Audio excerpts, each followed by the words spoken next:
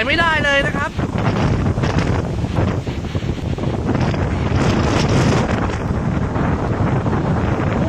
เดือดมาก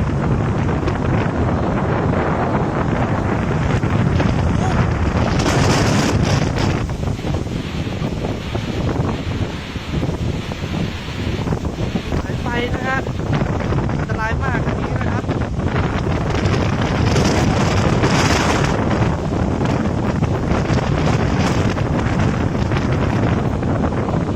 คือแบบมันเรื่องขนาดนี้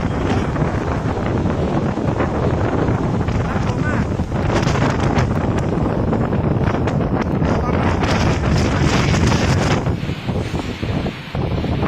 ว้าว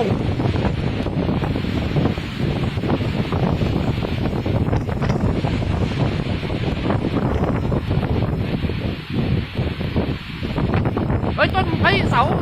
ไอ้นี่หักแล้วเสาไฟหักแล้วนี่เสาไฟหักแล้วนะฮะตอนนี้หนึ่งต้นนะครับแต่ไฟเล็กๆนี่อะไรวะเนี่ย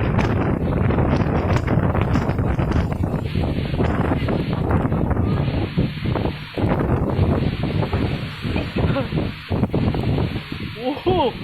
น่ากลัวสัตว์เลยนะฮะ